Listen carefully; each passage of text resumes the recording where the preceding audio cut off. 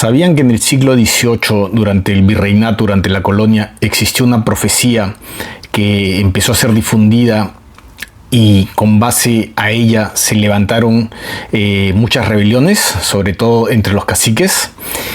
¿Qué dice esta profecía, que voy a llamarla por ahora la profecía de Garcilaso? ¿Y cómo se originó? Acompáñenme a conocer esta historia, y que está basada en historiografía,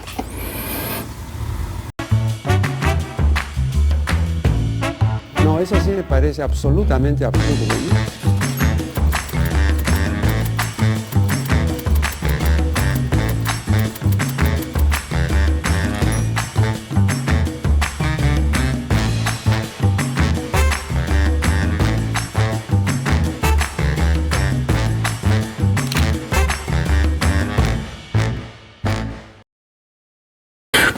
Bueno, ¿qué tal, amigos? Estamos de vuelta con otra videocolumna. Vamos a empezar a hablar de esta llamada, bueno, yo le he puesto un nombre cualquiera, ¿no? La profecía de Garcilaso. Voy a hacerles algunas citas de autores, porque son los que he leído, ¿no? Los que trabajo en la maestría, que por cierto estoy bien atrasado. Y para que vean que esto no es una locura, no hay base, ¿no? Empecemos a citar un artículo clásico de la historiografía, que es el movimiento nacional Inca, del antropólogo y arqueólogo estadounidense John Holland Rowe. Les voy a poner las fotos, el nombre ahí. Que se publica más o menos, bueno, acá tengo la separata, también lo tengo en PDF y tal, salió dentro de este libro, Los Incas del Cusco. Es un artículo clásico ya que sale más o menos en 1955. Acá Rowe delinea una serie de condiciones, de factores que hacen que durante el siglo XVIII, durante la colonia, sobreviva principalmente entre los caciques y los indios nobles un sentimiento nacionalista de reivindicación del Tahuantinsuyo, del imperio, ¿no? Como era antes de la llegada de los españoles. Ahora, no necesariamente un calco, porque muchas cosas han cambiado, varios eran ya católicos y tal, ¿no? A ver, entre los factores que cita Rowe, John Holland Rowe, está uno muy importante, y es el de la influencia de Garcilaso de la Vega, del Inca Garcilaso de la Vega. Sabemos que los indios, los hijos de caciques de los indios nobles, tenían acceso a educación. Era un privilegio que tenían. Y existieron colegios para hijos de caciques, como el Colegio de Cercado de Lima o el famoso Colegio de San Francisco de Borja en el Cusco. Los indios tributarios, que eran los que pagaban tributo, los indios comunes, no tenían acceso a la educación, no leían, y mucho menos en latín. En 1607, el Inca Garcilaso de la Vega publica su famoso libro Los Comentarios Reales de los Incas. El título es larguísimo. Lo tengo acá, es una edición facsimilar que salió bonita, sacó la Biblioteca Nacional. Y fue un éxito en Europa, ¿no? No había tantos... hay cronistas que salen después sus textos, ¿no? Pero, digamos, él contaba, ¿no? las cosas sobre cómo era el virreinato del Perú, la colonia, cómo era el imperio de los incas, ¿no? Una visión un poco romantizada también. Hay que recordar que Garcilaso era hijo de capitán español y su madre era de la panaca cusqueña de Huáscar, ¿no? Isabel Chimpo Ocllo. Entonces tuvo fuentes de primera mano, pero él da una visión un poco romantizada del imperio incaico. El hecho es que fue un éxito en Europa, ¿no? Prueba de ello es que se traduce a distintas lenguas, aunque su influencia en el Perú es más o menos relativa para ese momento, ¿no? Siglo XVII. Hacia 1723, y acá es donde se origina la profecía, se publica la segunda edición de los Comentarios Reales. Lo curioso es que Garcilaso no escribe la profecía, sino aparece en el prólogo. Esta segunda edición sale en Madrid bajo la dirección de don Andrés González de Barcia, Carvadillo y Zúñiga. Y a este editor se le ocurre la idea de incluir un prólogo, como normalmente se hace, ¿no? El día de hoy también, que dice: prólogo a esta segunda edición de don Gabriel de Cárdenas. Y vuelvo acá a citar a Rowe, a John Holland Rowe, quien afirma que Gabriel de Cárdenas escribió con cierta ironía, y cito, que Gualtero Raleigh, que es Sir Walter Raleigh, ahorita vamos a decir quién es, en su relación del viaje a la Guayana, cuenta una profecía según la cual el imperio de los incas sería restaurado por gente que viniese de un país llamado Inglaterra. Cierro cita. Eso dice en la profecía y medio que con cierta ironía, ¿no? En el prólogo. Y no obstante, pues que la dedicatoria, ¿no?, del libro de Garcilaso dice, ¿no?, textualmente: al católico y poderosísimo monarca don Felipe V, rey de las Españas. La profecía fue escrita en latín por Barcia y el libro obviamente pues en castellano. Como les hemos dicho, según Rowe, y bueno, varios lo saben los historiadores, no hablaban los indios tributarios, no leían latín, y sino que el libro pudo haber llegado a ojos de los caciques, ¿no?, de los indios nobles. Y según el artículo de Rowe, eran el sector de los caciques los únicos que tenían poder y capacidad para levantar un movimiento nacional.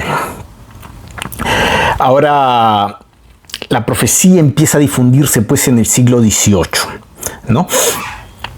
En 1723 aparece esta segunda edición y son momentos en que ya se empieza a consolidar la idea de cambiar el poder monárquico, ¿no? Porque ya eran pues testigos de muchos años de las explotaciones que estaban a cargo de las autoridades virreinales, ¿no? Por supuesto, no todos los caciques apoyan las ideas rebeldes, ¿no? De hecho, el propio Túpac Amaru fue combatido por varios caciques que preferían estar dentro de sus privilegios que les daba la corona, porque ellos no pagaban tributos. El efecto del libro de Garcilaso estuvo en esta visión romantizada, idealizada que ofrecía el imperio de los incas, ¿no?, en una versión del Tahuantinsuyo, bucólica casi, y especialmente en la profecía que estuvo en el prólogo. Quizá no lo supo Garcilaso. Y llegó pues como una llama de fuego, un tanque de gasolina.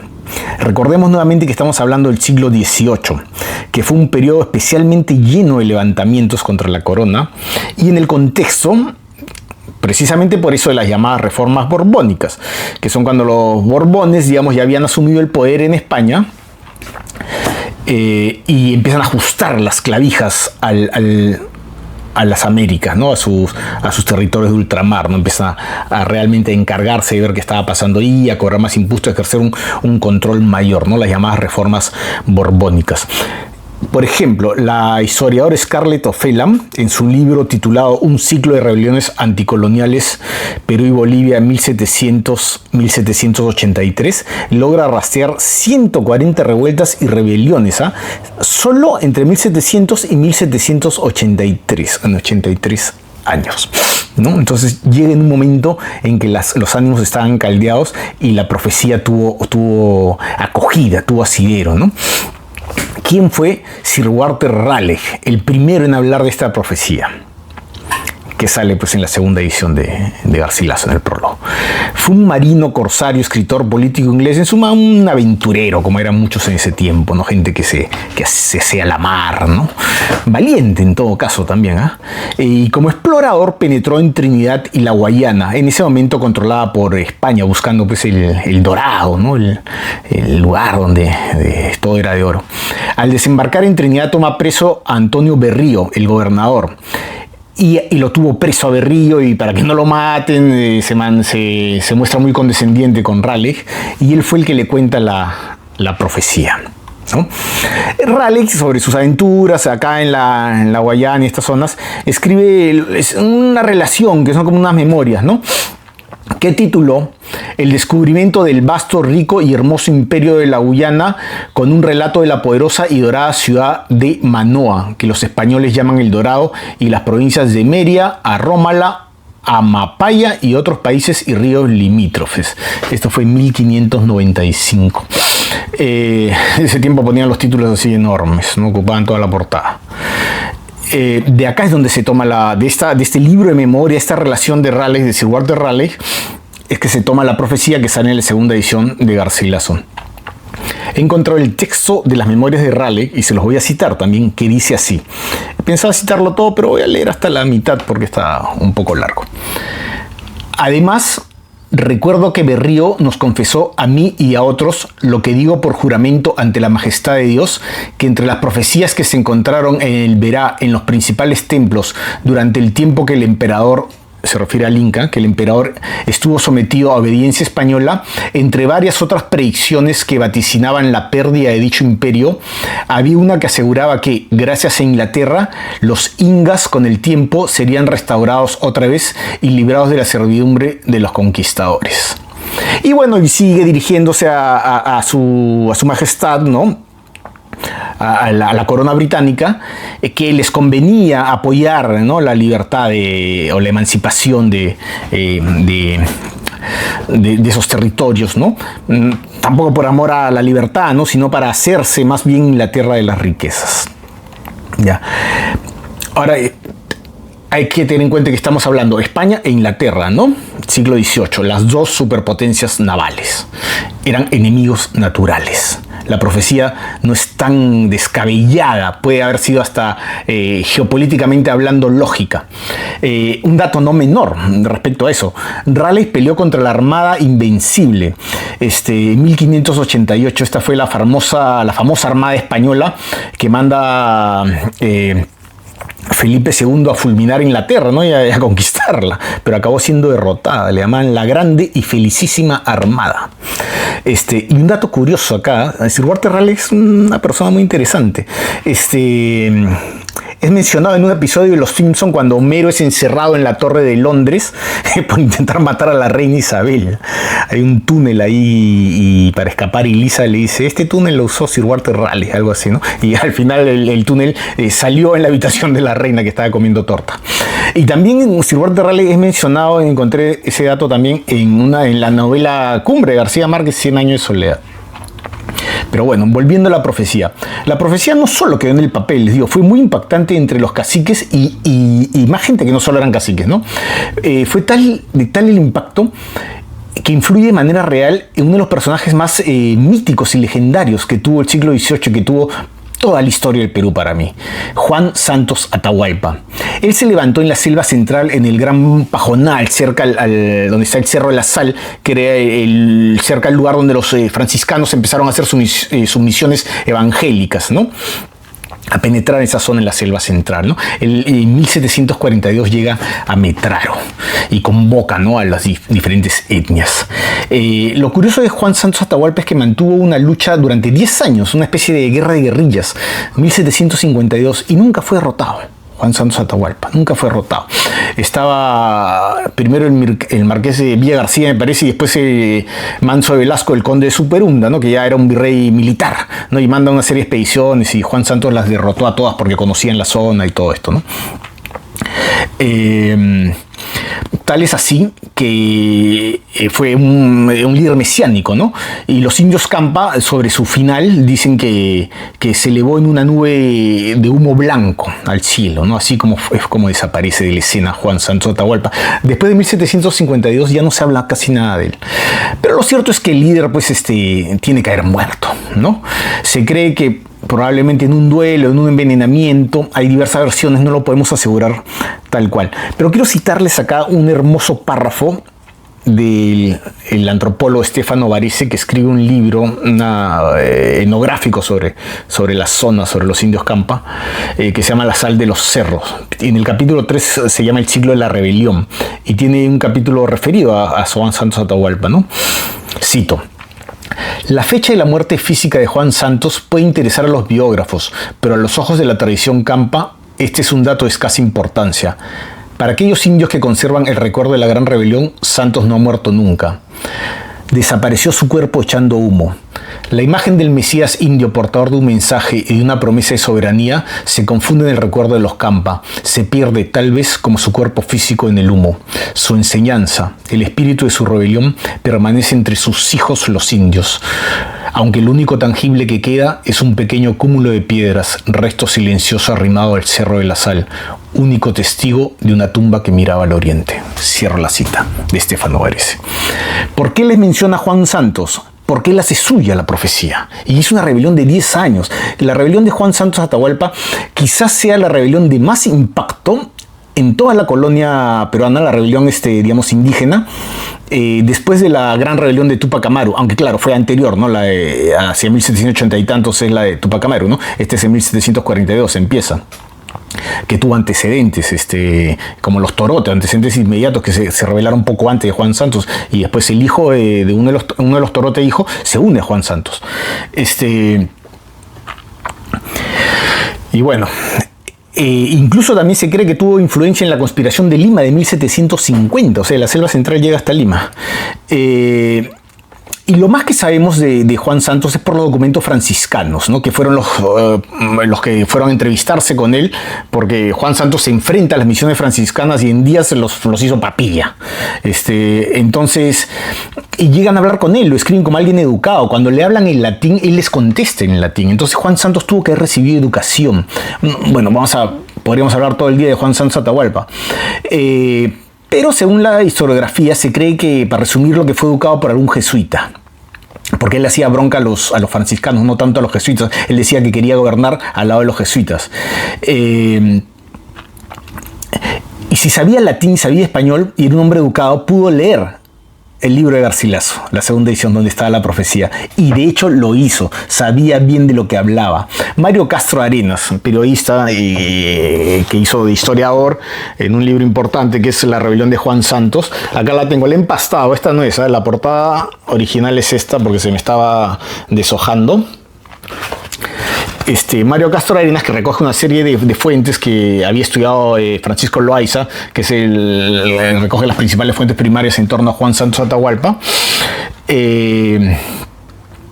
nos dice, nos trae la versión de dos esclavos negros, Congo y Francisco, que le cuentan lo siguiente a los franciscanos.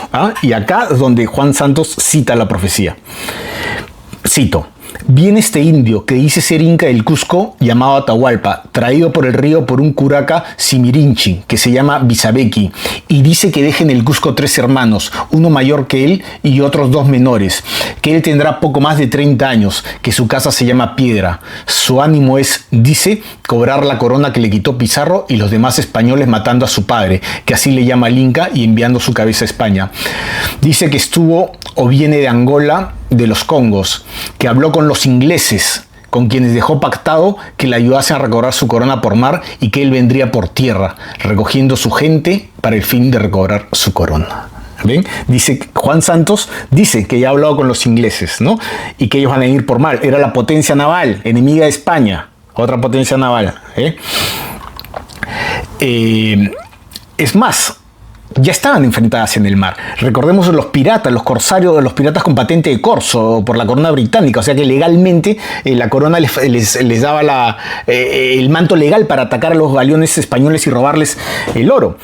Nada menos que el famoso legendario Sir Francis Drake, el llamado el azote de Dios, atacó el Callao en ocasiones, como en 1579. Y diversos ataques que hubieron, por eso Lima estaba amurallada, ¿no? Paita también fue un puerto peruano atacado durante la colonia, ¿no? Y hay que ver también el contexto que había en Inglaterra, más o menos por mediados del 18, ¿no? Y antes, ¿no? Ya desde las épocas del puritano Oliverio Cromwell como el pata el de las vedettes, un fanático dominico irlandés que se llamaba Thomas Gage había metido en la cabeza de Cromwell el proyecto del Western Design. Según Castro Arenas, cito, un plan coherente y sistemático para arrebatar las Indias a España en sustitución del caos sangriento y la anarquía rapaz de los filibusteros amadrinados por Isabel, ¿no? Entonces era una política de Estado que Gage quería y que logró poner en cabeza de Cromwell, ¿no? De arrebatar las colonias a España. Dice un memorándum que le manda Gage a Cromwell: los americanos están listos a empuñar las armas contra España y que si cualquiera nación en el mismo momento de llegar sus fuerzas allá proclamara la libertad de mulatos, negros e indios, todos ellos a cambio de esta libertad se unirían a aquella contra los españoles, tal cual les oí decir a menudo estando por allá, porque Gage estuvo por las Américas. otra vez vemos pues esta enemistad, ¿no?, entre España e Inglaterra y cómo tendría forma pues la profecía.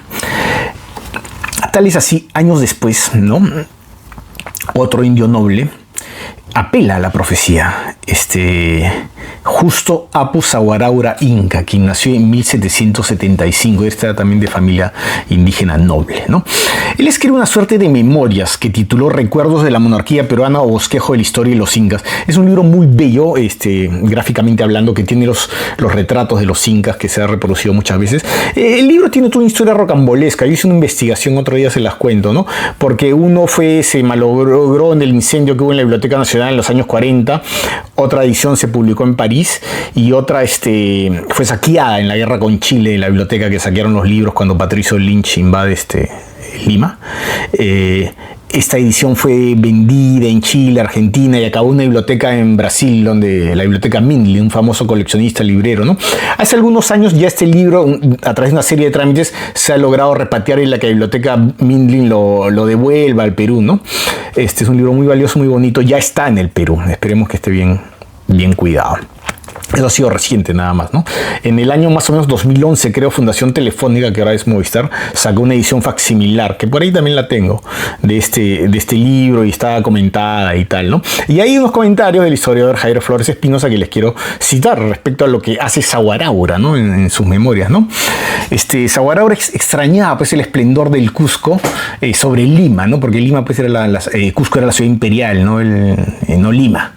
Y hacia el final de su vida escribe una carta al presidente de los Estados Unidos, Zacharias Taylor, y cito acá a Javier Flores Espinosa, ¿no? Pero ya parece entonces se encontraba totalmente desengañado de las promesas republicanas. Ya empezaba la república. La única esperanza de su pueblo, o tal vez de sí mismo, yacía en el mundo anglosajón. En una carta que dirigiera a Zacharias Taylor, el presidente de los Estados Unidos, este anciano le recordaba una vieja predicción según la cual el reino de los incas sería restablecido por la ayuda de un país llamado Inglaterra. Como la profecía no especificaba si se trataba de los anglo-europeos o anglo-americanos, le parecía a este anciano que los hijos del sol podían seguir sus propias inclinaciones, por lo cual él se ponía bajo la protección y amparo de esta república y de la vuestra, que no desdeñará recibir a un desgraciado príncipe como yo. Ahora en estos dibujos de los incas él se pone como otro inca descendiente, ¿no? Bueno, por ahora, y está largo el video, esta es la profecía que sale en la segunda edición de Garcilaso, en el prólogo, que con la ayuda de Inglaterra el imperio de los incas, el Tahuantinsuyo, sería restaurado y los españoles serían echados de estas tierras. Es algo discursivo, son palabras, sin embargo tuvieron un efecto real como son siempre las palabras, ¿no? Bien dicen que las palabras mueven montañas y es verdad. Se hicieron rebeliones que se basaron en parte, no toda, ¿no? Pero en parte se sostuvieron en la idea de esta profecía. Y acá les he citado un par. Gracias y ya nos vemos en otra videocolumna.